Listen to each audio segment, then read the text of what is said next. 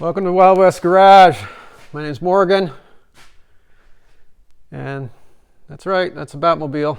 That's a Batmobile that I started building about 18 years ago. Painted it about 8 years ago. I didn't paint it. I did all the body work and prep on it though. I had a guy that a body shop in town, put it in their spray booth and painted it. Turned out beautifully. So I'm selling this car, and by the time this video is up, it may or may not be gone from here. But it's Friday. I think it's June 8th or something like that. Close enough. So it's going to be gone hopefully by this coming up Friday. So I'm just I've got the front canopy off it. It's right here, and I'm putting a new one on. This canopy was kind of a reject. It was kind of part of the development program, I guess, and it came out with some flaws in it. But this one here is beautiful. It's all dusty right now because I've been grinding on it and sanding on it on the edge, getting it fit to the car. So I would have had some more clips of the process. Not that it's that interesting, but it was just pouring rain here earlier, and I've got this tin roof on the lean-to here, and it just bangs away and you can't hear anything. So I did try to film a clip. Well, I did, and then when I listened to it after, it was just horrible. So I'm not gonna yeah, it was just too difficult. So anyways, I'll turn the camera around here and we'll get a little look at this car. It's I've had it for 18 years. I never really intended to keep it that long. So anyways, I've had my fun with it. It's really too nice of a car for me. Actually, when I drove this car for a couple of years it was in flat black primer, and I'll see if I can find a clip of that or some photos of the car I can post here or include in this video. So anyways, I'll stop talking and just let the car talk for itself. It is, I would say it's my greatest achievement in the automotive world, or my automotive career to this day, to this point. So anyways, yeah, let's take a look. All right, I just talked to myself for I don't know how many minutes, and I realized the camera wasn't even rolling. So anyways, here we are. Let's take a little look at this thing. I'm going to rehash the whole thing. So while I'm talking, I'm going to tell you a little bit about Batmobile history. So in 1955, Lincoln built a car called the Futura. Actually, Lincoln designed it. They sent the drawings to Ghia, Italy. Ghia, I think it was the company in Italy, and they built it. But anyways, then it came back to the United States. It was pearl white with a white interior. Beautiful car. And then sometime in I guess between 1955 and 1966, or probably more like 1960, early 60s, 61, 62, it had been featured in a movie. One movie that I know the title of was called It Started With a Kiss. And I think Glenn Ford was the lead male role, and I don't remember the female actress's name, but anyways, if you really want to know, you can look that up. So anyways, and I think it was used in some other productions as well. So the car was in Hollywood, I guess, and because George Barris was in the Hollywood car industry, it ended up on his lot, and it was just languishing there for many years, I guess. And it was looking pretty rough, based on the photos I've seen of it. Anyway, so I'll just go over what George Barris did to modify it into the Batmobile.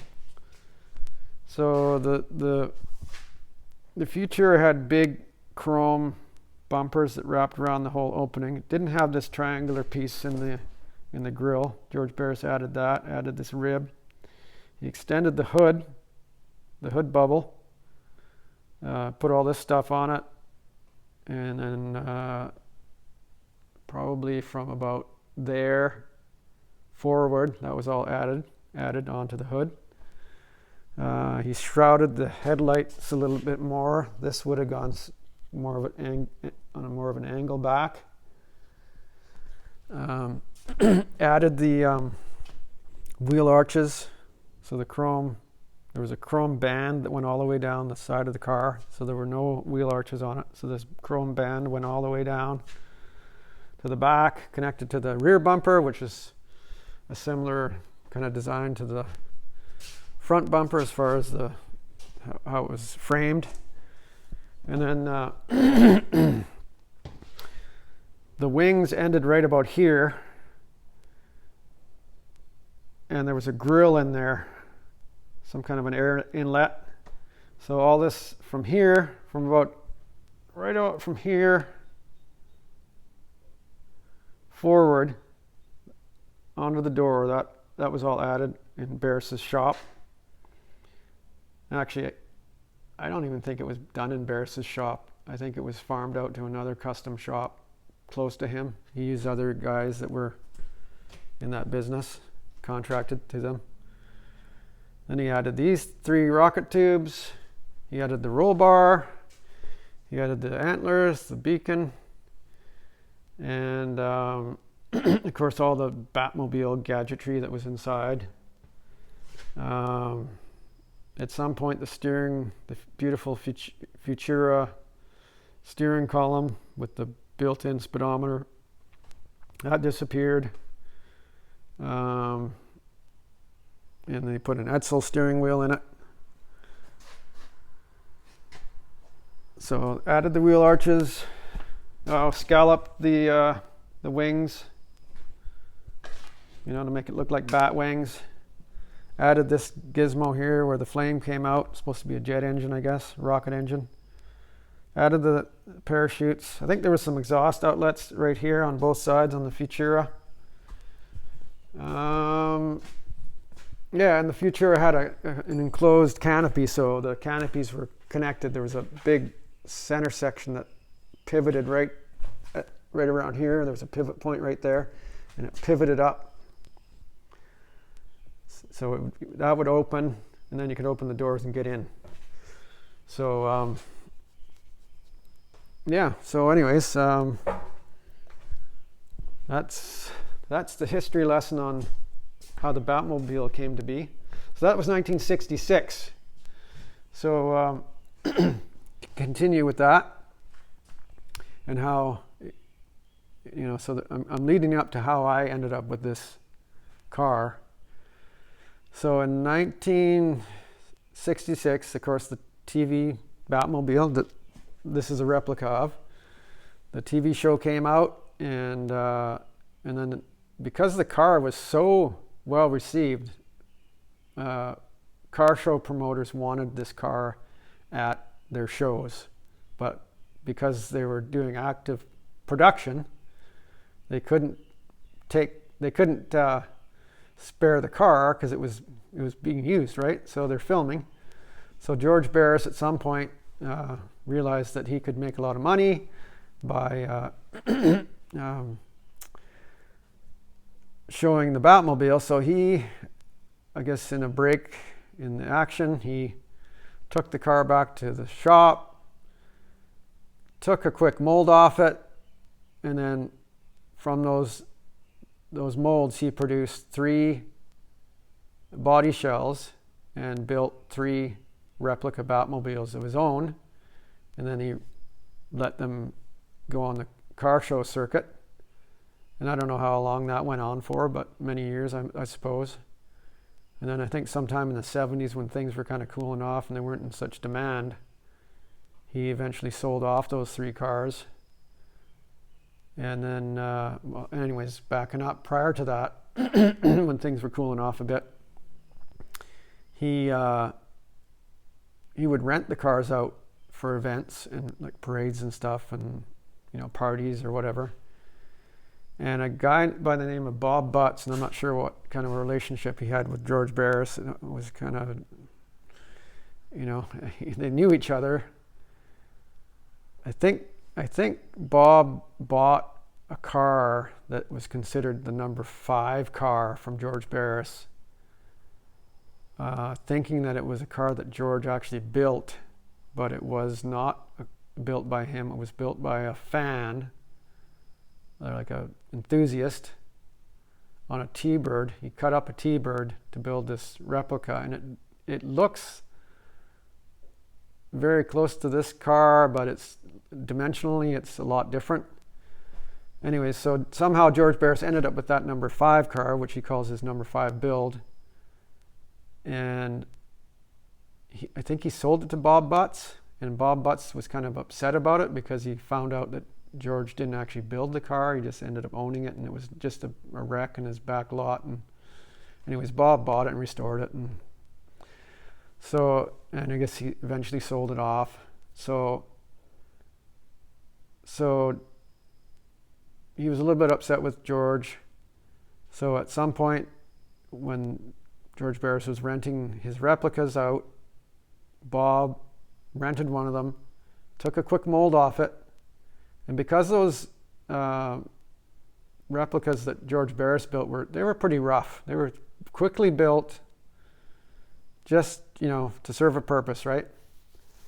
So they weren't real high quality builds. And then so Bob Butts took a mold off one of these cars, and his mold inherited all those problems, right? So and then he built a few replicas, and then he was selling kits, and probably about, I'm going to say, 35 years ago or something, a fellow that I know was in the Batmobile replica business for quite a while, at least the last 40 years or so. He acquired some parts of a mold. At the time, he couldn't afford to buy a whole body kit, so he basically begged or talked Bob Butts into just selling him the top of the car. So he got a hood, top of the bumper. You got the fenders to just over this brake, this body line here, right here, and of course the cowl section. You didn't get the top of the doors, and you got from the doors back, and the trunk lid and the top of the rear bumper. So he was living in California at the time. He was moving up here to BC, and all he had to transport the stuff was a Volare station wagon. So he was able to fit the hood in, and the other parts. Well, actually, he cut the cowl in half, right there, and I think he cut the rear section, the big. I think he cut it in 4 pieces, actually. He cut it down the middle, like that, and then he cut it across here to fit it in his car. So then he put it all back together, built his own sides, and he built several cars from that. Then he took a mold off it, and he built several cars from that mold. But some of the elements of the side of the car, actually he built several of those replicas right here on this property. So in the back of this shop, there's a little lean-to back there, and that's where he built a lot of his cars. And so I was living here at the time, and and some of the things, just the way the sides were, I kept kind of telling him, why don't you fix that? Why don't you fix that? And so anyways, at some point he said, well, why don't you just do it? And that's how I got involved in this So I started building this car. At some point in the build, this fella took the mold off it, and then he carried on from there. So he's built several cars from a mold that he took off of this car. So anyways, that's how I got this car. So, and anyways, now it's going to move on to a new owner. I'm pretty sure he's going to enjoy it. He did have another replica that he wasn't too happy with, apparently. So this one thing I just got to show you here. So the I like to show everybody this. I don't know why. It's just to me it's interesting. I don't know if it will be to you, but so this car is built on a 1976 Lincoln chassis, like a Lincoln Continental chassis, and it originally had a 460 in it. And you know, it probably would have been okay, but I wasn't really too crazy about having a great big 460 in here, and for whatever reason, I'm not sure what it is. The 460 cars have a lot of trouble with overheating, so I was just kind of shying away from that. So I bought a 1999 Mustang, and it was a fairly new car at the time. So that was let's see, it would have been. It was only a 3-year-old car at the time when I started building this thing, and I think that's right. Anyways, yeah, it was a fairly new car. 60,000 or 65,000 miles on it. So for the price, for what it would have cost me to rebuild the engine, the 460 and the C6 transmission, actually probably for less. I bought this whole wrecked Mustang. It would have driven into something on the front end, and it actually wasn't that bad. I could have rebuilt the car, but you know, I bought it for a purpose. So anyways, so I took the engine transmission. It's got a 5-speed in it, and I also cut the firewall and the floor pan out of that car, and I grafted it into the Lincoln. So when I did that, I positioned the floor pan in relation to where I wanted the seat, like in relation to the door. So that was the only thing I was really thinking about at the time when I put the floor pan in it. I wanted that seat to be in the right place. And so I've got the Mustang steering column, Mustang seats. So you're basically sitting in a Mustang wrapped in a Batmobile. So then when it came time to put the engine in, and of course the cross member for the transmission is attached to the Mustang floor pan, that dictated where the engine placement was going to be.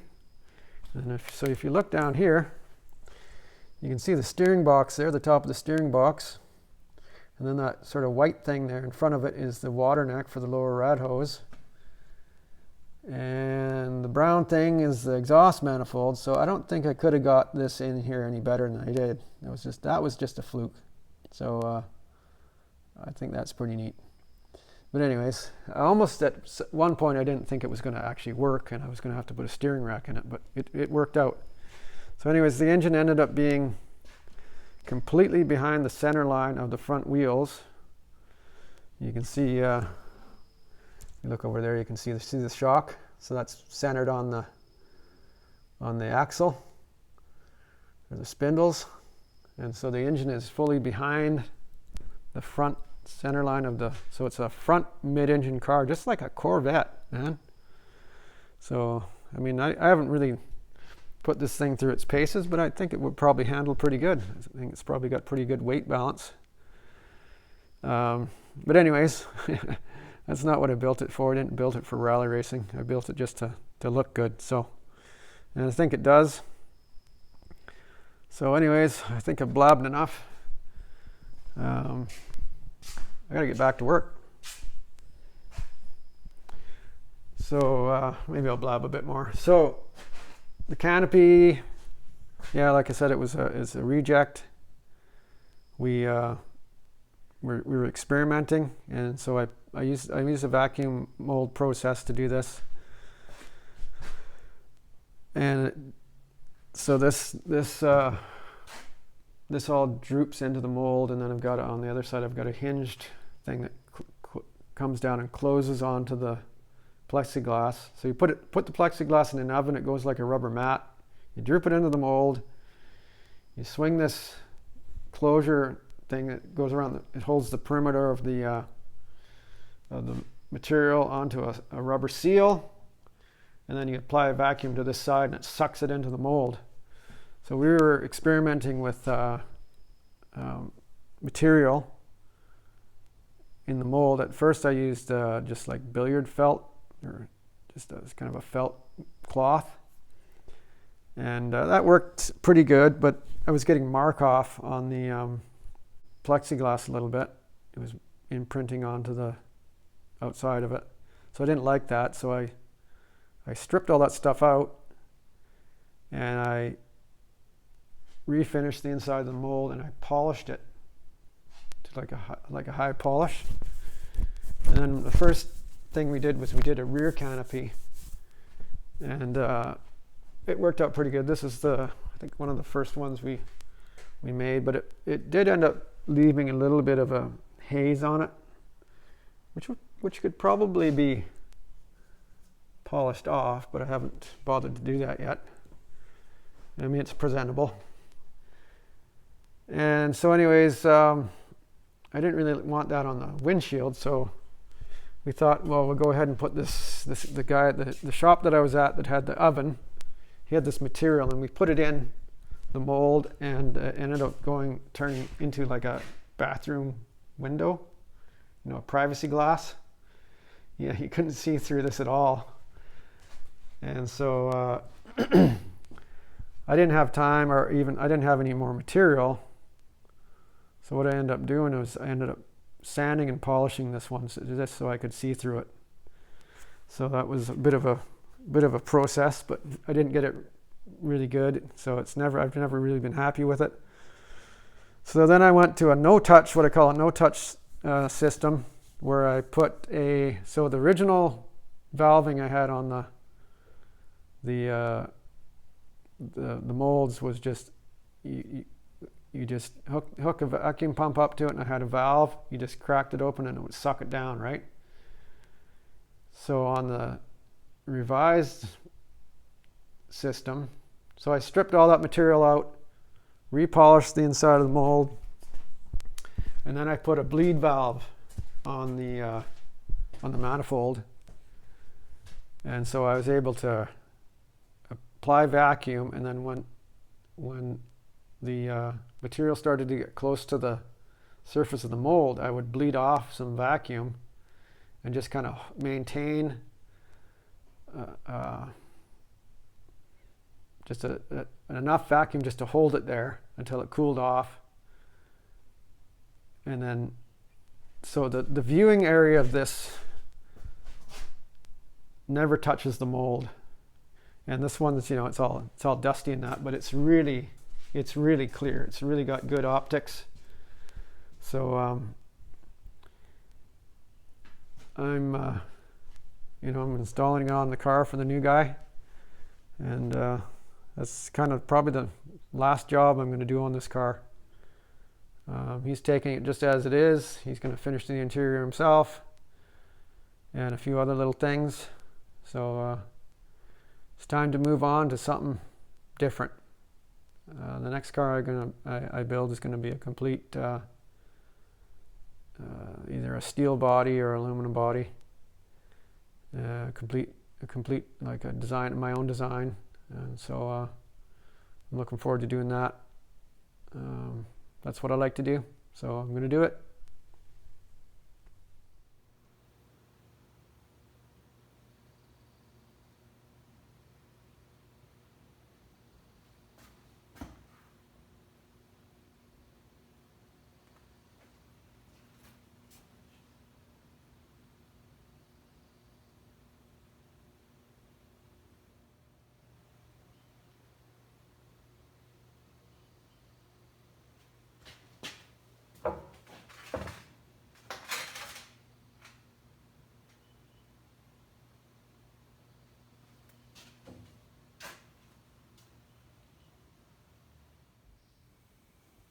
Take a quick look at the underside of the car here. A little cobwebby. It's been sitting around for a bit. So you can see how thick the edges are. I've got this all reinforced here.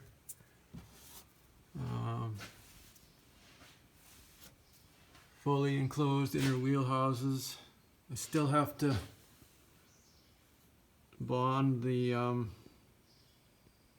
outer portion of this wheelhouse to the skin.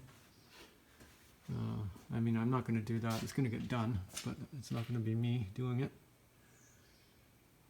At least I hope he does it.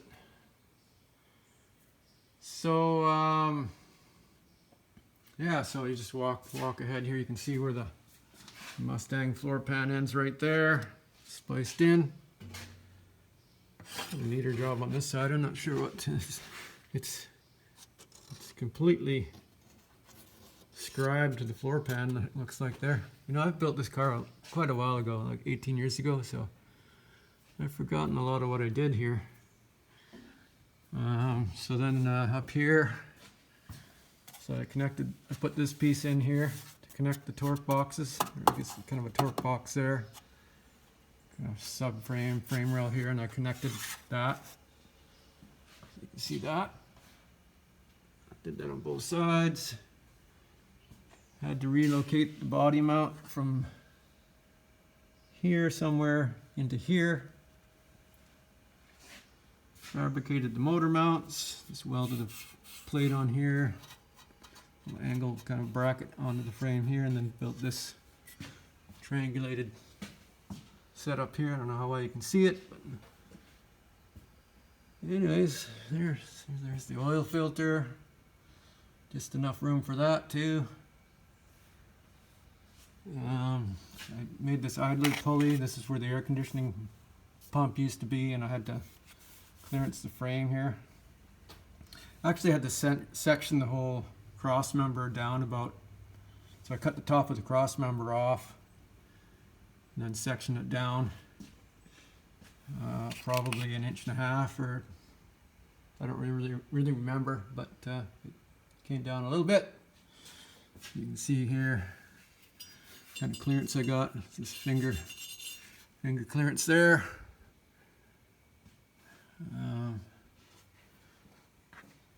Yeah, so I mean, it all worked out really well, really. See my structure up here, bumper. See how thick all this stuff is. I'm gonna miss this car. I'm gonna miss not getting to finish it, really. I mean, that's always, you know, I guess I didn't want to finish it that bad, because I didn't in 18 years, but just circumstances in life and whatever. I'm in a better position now to finish it than I ever have been, but I got a hot buyer, so he wants it. You know, the Lincoln frame really fits these cars nicely. See, that's the end of the frame. It's not modified in any way. It just fits. And that's the Mustang gas tank as well. The gas filler is inside this grill. It hinges. You can see the hinge there. Opens up. There's a little tab there you pull on. It swings open, and you can see the gas cap in there.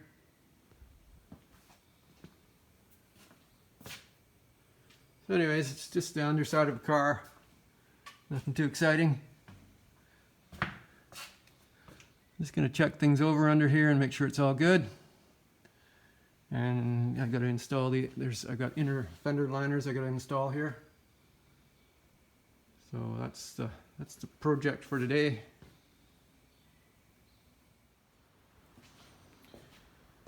All right, got the new canopy on. Got the wheel wells installed. You can really see them to appreciate them, but they're in there.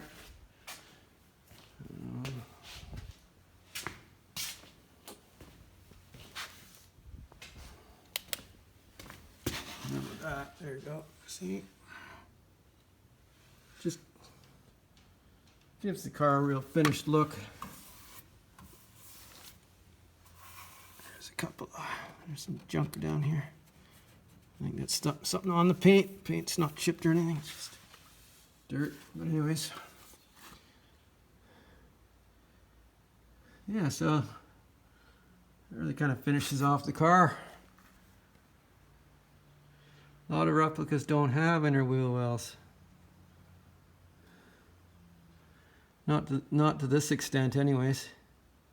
They might have a skirt that goes down from this edge here, just a skirt that goes straight down into the like to form the engine compartment, the side of it. But they don't have a complete like inner fender. Some of them don't even have anything. So just kind of completes the factory built look. I think I've already said it, but I'm gonna miss this car. I'm gonna miss the opportunity to finish it the way I wanted to finish it, but such is life. Maybe I can start another project and never finish it and sell it. Anyway, I've had enough for tonight. I'm gonna go inside. Got it all shined up. It's ready to go to its new owner. I have received the payment, so this is it. I'm just gonna put it into the garage again until the shipper comes to pick it up. And that's it.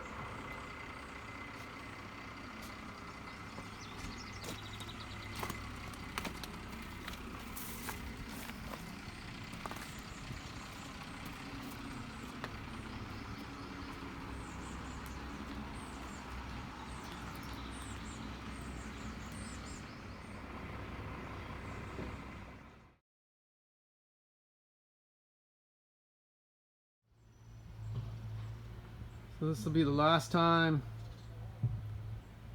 I drive this car out of this garage.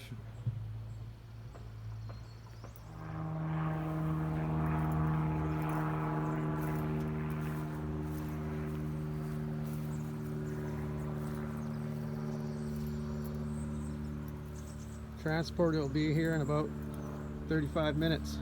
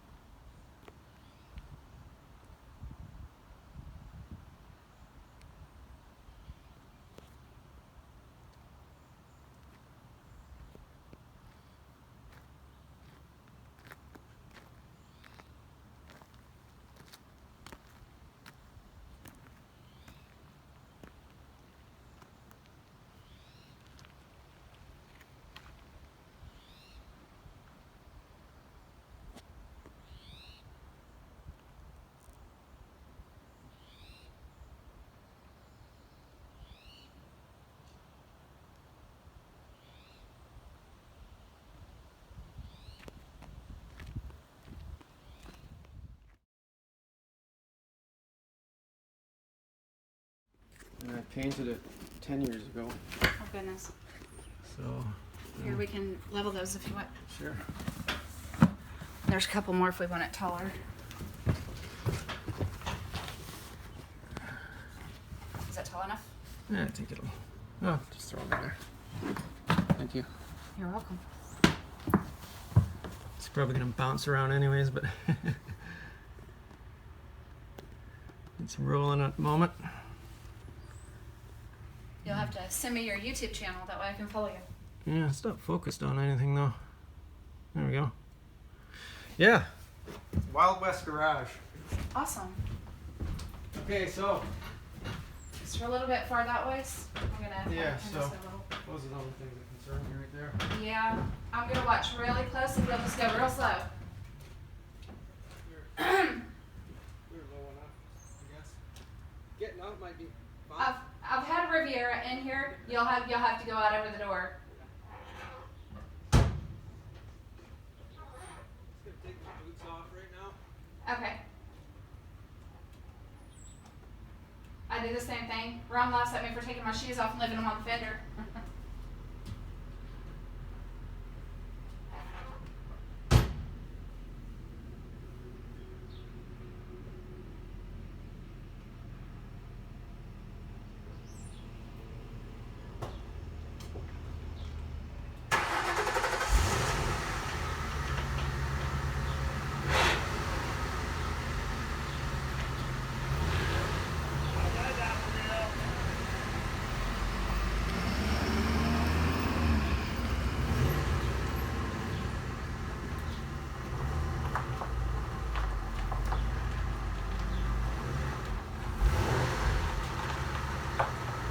Straighten it up. This way just a hair. Go this way just a hair. You're gonna catch that guide wire. No. You're gonna have to back off. You're gonna catch this guide wire. There you go.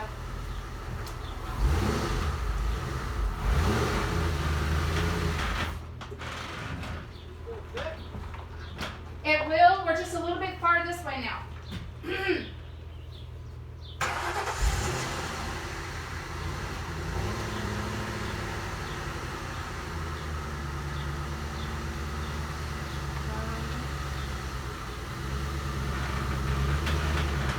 Go this way just a little bit. Okay, now straight.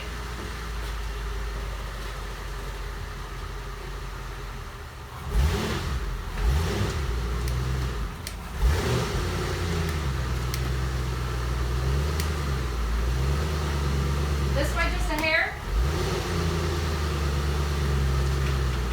Can you see me? Turn the tire just a hair that way. Perfect. Real slow. Come on. Now straighten it up. Come on.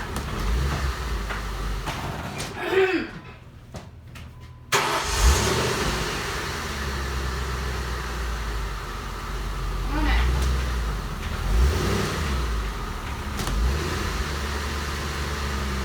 Come on up.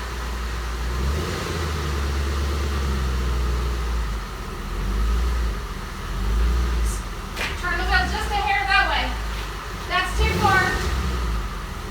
All right, come on.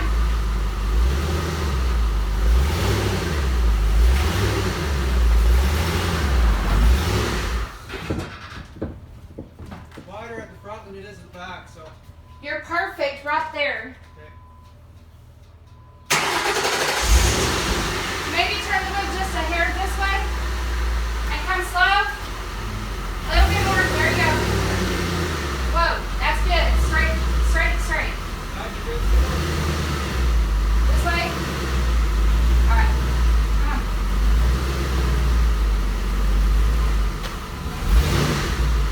Hang on.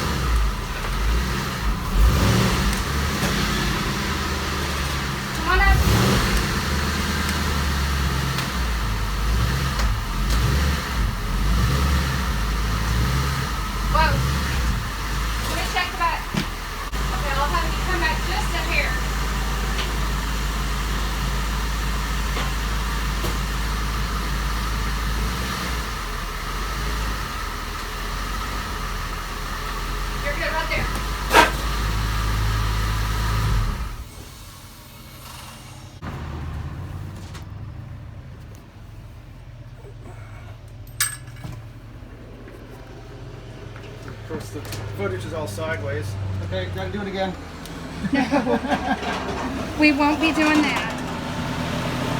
There it is. Kind of the last time I'm going to be seeing this car in person. Well, maybe not. Maybe go visit it down in Florida.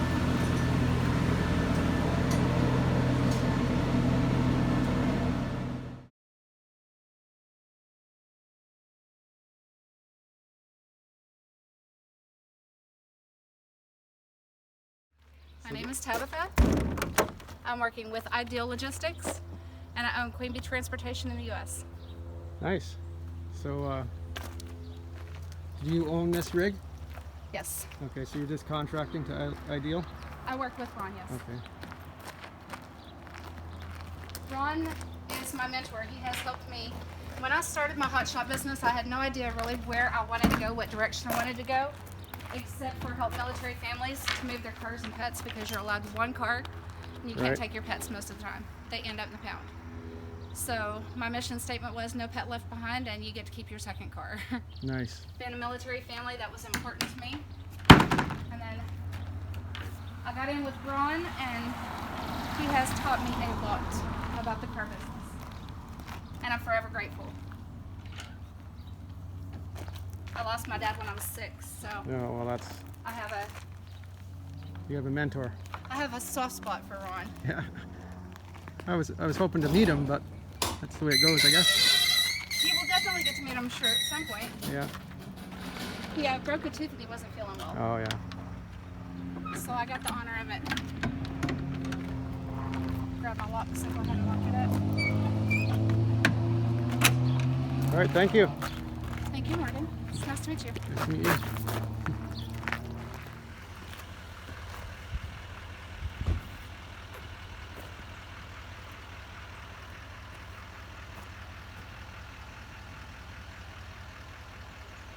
It's in there.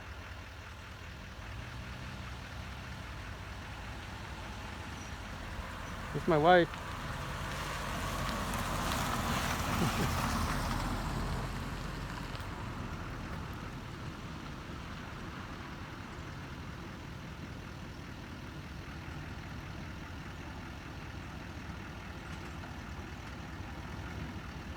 There it goes.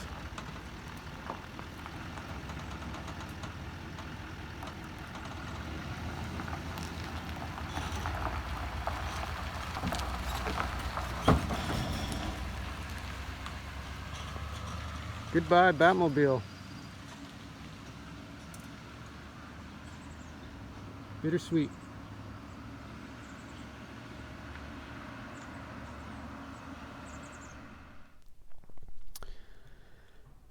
So, end of a chapter in my life. The Batmobile has gone down the road. So, I really would have liked to have finished that car. I had a lot of ideas that I thought would have made it a top car. It needed the interior work done on it, and I had a vision for that. And I know it would have turned out really nice. But unfortunately, in my situation here,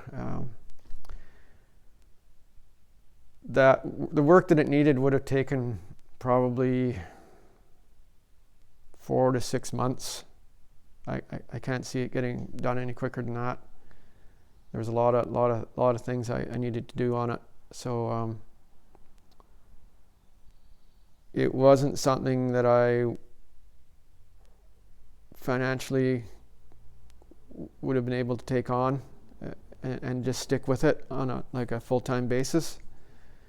So it would have been, if I had to pick away at it, and I don't really have a spot where I can just put the car and work on it without interfering with the day-to-day ongoing stuff in here. So that's really kind of what it needed to have. I needed a spot for the car, and then almost as much space to do the work on the different items that I needed to work on. So that would have taken up this whole shop, and I've got to make a living, right? So just wasn't working out. So what I really needed was somebody to step up, like a prospective owner, somebody would buy the car, give me like a down payment, so that I could just work on that full time. And so anyways, that didn't happen. I wasn't really trying to sell the car at the time. I had actually turned down an offer for less money that would have enabled me to finish the car, but it wasn't enough money. So even at that point, so I turned that offer down, and this fella approached me with a good offer. We went back and forth a bit on the price, not too much. I threw out a number, he threw a number, and we kind of met in the middle. So, we did. So anyways, considering the fact that I didn't have to do the work and what I got for it, it kind of added up to what I really wanted for it. Time saved, material and money saved, right? So it was worth something to me in the end. So I did well. And now I've got one less thing to worry about. I know it's going to a good owner. I feel like I can work with the guy as far as, over the phone, help him out that way with any advice, and stay connected to it on that level. And, it's my car. It's always going to be my car. I don't own it anymore, but it's, you know what I mean? So I can look forward to the future, just seeing how things go with it. So now I've got other things that I can, I've got money. Money buys me time. I can afford to take the time to do a few things around this place that I've been putting off. Like, for number one is getting this shop insulated and sheeted. So that'll be nice. And, I want to get my old Chevy going. There it is. I want to drive that this summer. And then we got a road trip to go on in Myrtle here with Buckin. And so having a bit of finances behind me now will help me get those things done and feel okay about going on this road trip and not taking off from my family and, not working for 2 weeks. It's a big deal when you're working for a living. 2 weeks adds up to a lot of dough, if you're really working every day and you're working hard. So anyway, that's where I'm at with this, and I'm feeling good about it. So I'm